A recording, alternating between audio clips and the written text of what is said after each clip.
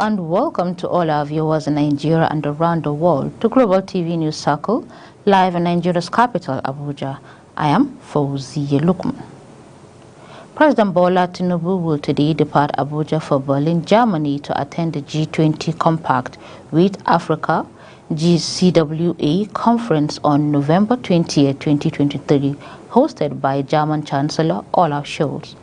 During the conference, the President Tinubu will join other heads of state and government of CWA, members of countries, bilateral partners, as well as head of international organizations to deliberate on the immediate enhancement of economic and business cooperations with a view to outlining concrete measures to boost investment in critical areas such as energy, trade, infrastructure, and new technologies, among others.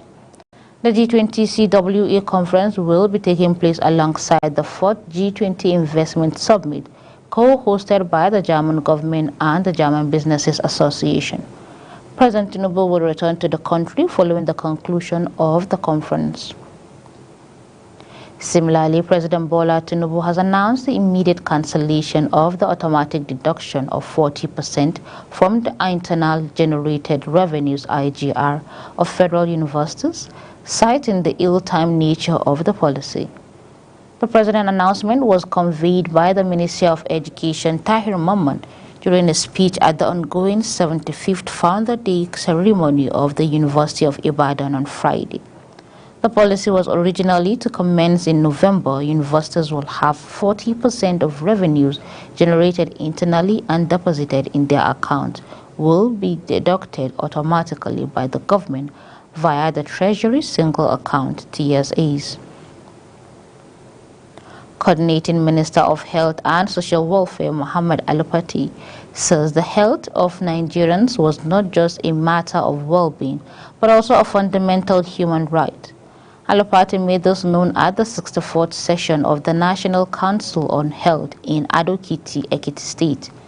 Pate says the UHC was the embodiment of vision for a healthier and more prosperous nation and strategic advantage for Nigeria as a nation, adding that though the great progress had been made over the years, the pace has not been commiserated with the investment and the complexity of the country's health system.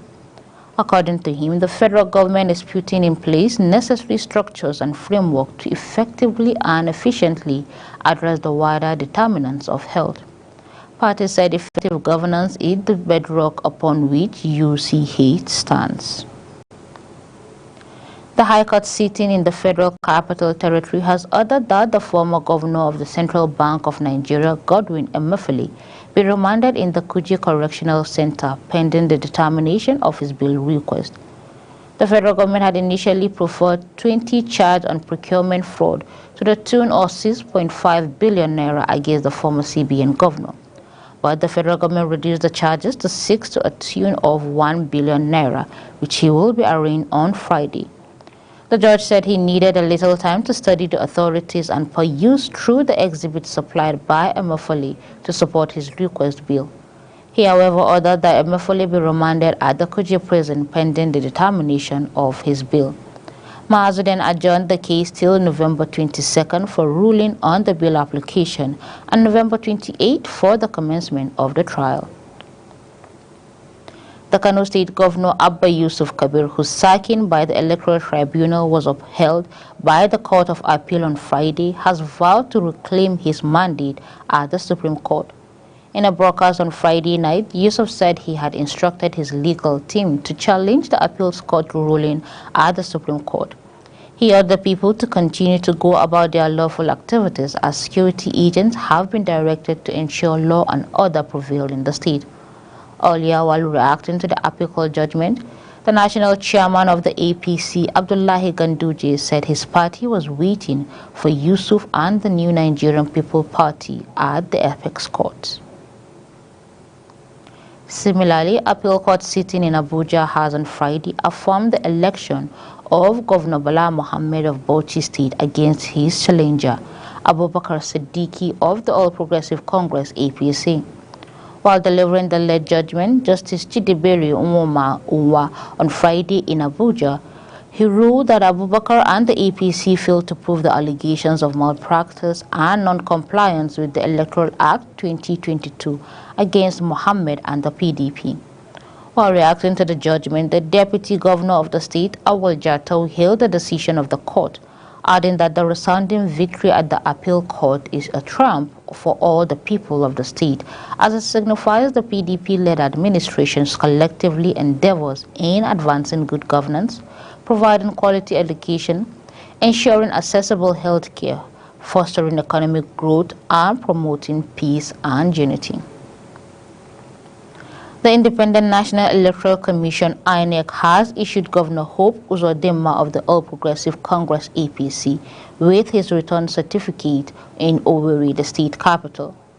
During the state election on November 11th, Uzodinma gained 540,308 votes, defeating his closest rival, Samuel Anyanwu of the People Democratic Party (PDP), who scored 71,503 votes, and Nneji Anchawu of Labour Party (LP), who obtained 64,081 votes. The APC candidate swept all 27 local government areas in the state. In his acceptance speech, Uzodinma commended INEC for conducting the freest, fairest, and most peaceful election in the history of Imo State. The Independent National Electoral Commission has presented certificates of return to the Governor-elect of Kogi State, Usman Ododo, and his running mate in the election, Joel Salifu. The certificates of return were presented at the INEC headquarters in Lokoja, the state capital, on Friday, amid jubilation by a mammoth crowd of supporters. Speaking shortly after receiving his certificate, the governor-elected assured the people that he would make good his campaign promises to build on sterling achievement of Governor Yahaya Bello, while preserving the unity of the state. The Ministry of Humanitarian Affairs and Poverty Alleviation, in collaboration with the National Commission for Persons with Disabilities, has launched an empowerment scheme for persons with disabilities, as over 150 beneficiaries get POS machines, scholarship, amongst others. Global TV brings you more. President Bola Ahmed Tinubu has commenced making good his promises to build a renewed Nigeria by empowering persons with disabilities, PWD, gathered in the nation's capital. Speaking Thursday in Abuja while launching the empowerment program, Minister of Humanitarian Affairs and Poverty Alleviation, Dr. Betta Edu, said that the empowerment will enable the beneficiaries to provide fishes for themselves instead of being given fishes. I hereby launch the formal takeoff of the following projects for persons living with disability, which includes, number one, distribution of over 150 POS machines and a take-off sum of 100,000 naira each for operating capital for the beneficiaries. Speaking earlier, the Executive Secretary of the National Commission for Persons with Disabilities, NCPWD, James Daniel Lalong, has lauded President Bola Ahmed Tinubu on his initiative targeted at empowering persons with disability. We have received an express directive from the Office of the President through the Minister for Humanitarian Affairs and Poverty Alleviation to make sure that we step up our intervention to provide more opportunities for persons with disabilities in Nigeria. I want to use this opportunity to thank His Excellency the President of the Federal Republic of Nigeria, Bola Ahmed Tinubu, for additional appointment for persons with disabilities. The SSA Disability expressed delight at the 130,000 scholarship intervention to deserving individuals with disability pursuing higher education in tertiary institutions. What transpired today is clear manifestation that the Renew Hope agenda of Mr. President has been kicked off and it has been started. One of the highlights is the distribution of 150 point-of-sale machines, also known as POS, which will enable individuals with disabilities to engage in entrepreneurial activities and enhance their financial independence. Fauziya Lukman, Global TV News. The Kogi State Police Command has arrested The Kogi State Police Command has said that the arrest of the Kogi governorship candidate of the Action Alliance, Olayinka Brimo, during the off-cycle governorship elections in the state was not in connection with any electoral offences. The command stated that Brimo was arrested by police because of his disregard for restriction orders.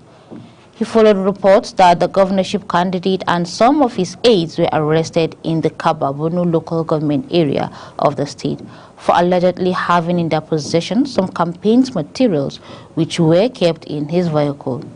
The spokesperson for the State Police Command, William Aya, clarified that Brimo and his aides' arrest was not related to the rumored offense, as reported by other media, saying it was based on the violation of the order on the restriction of movement on the election day.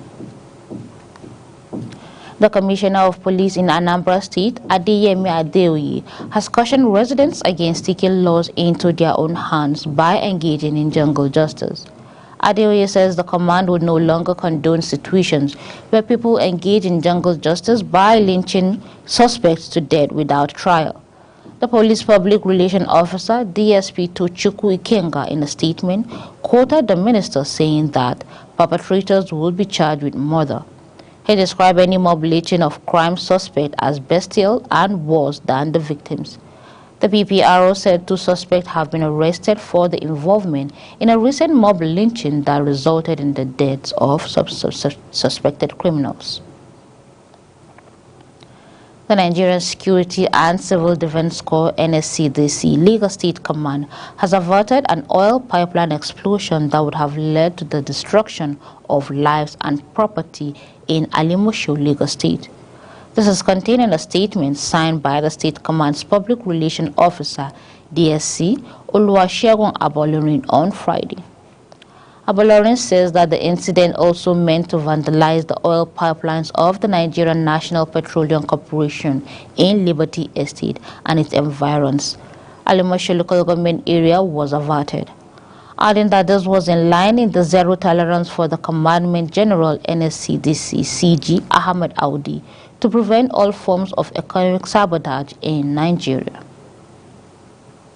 You're watching Global TV News Circle, coming to you live from Nigeria's capital, Abuja. We are on StarTime channel 276. Kindly follow us across social media platforms using @GlobalTVNG and other handles now showing in your screen. When the News Circle returns, Naira's rebound raises to 791 Naira 45 kobo per dollar at the official market. The news continues shortly with details of this and other stories right after this short break. Please don't go away.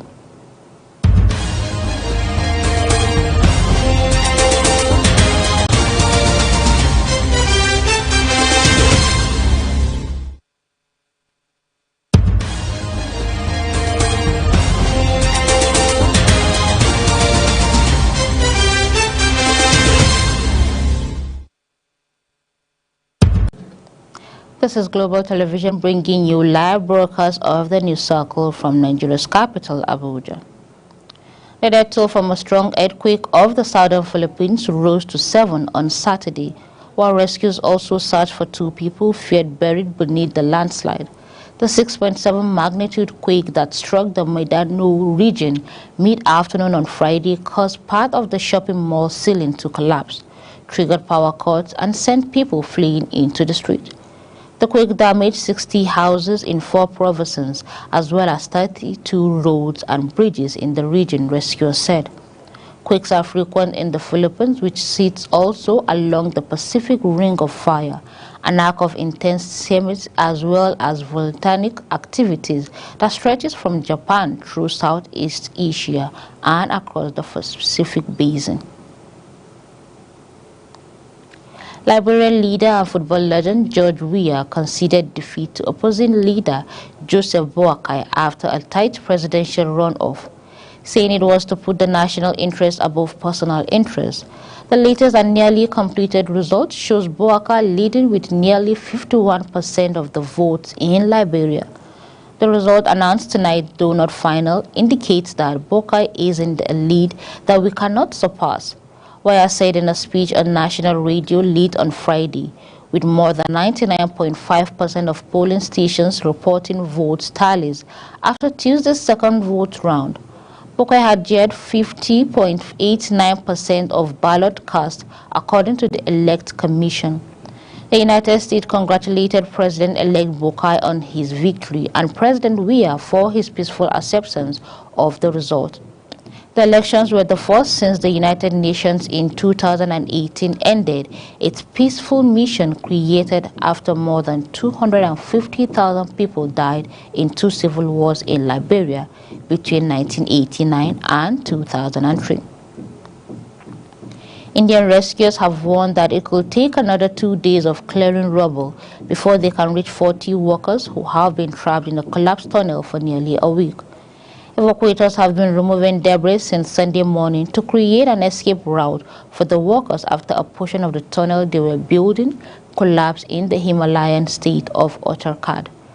Rescue efforts have been slowed by debris that have continued to fall as workers labor to clear the tunnel.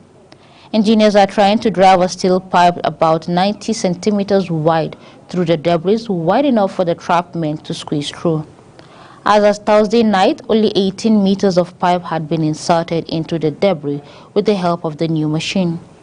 Rescuers have been communicating with the trapped men using radios, while food, water, oxygen, and medicine have also been sent to the trapped workers via a 6-inch wide pipe. Israeli troops carried out building-by-building searches at Gaza's new main hospital as a main new communications blackout in the territory on Friday compounded fears for Palestinian citizens trapped inside the facility. Al-Shifa Hospital became a focal point for Israeli operations in northern Gaza since soldiers raided the complex on Wednesday, hunting for a command center, the said military group. Hamas operates there. Hamas and hospital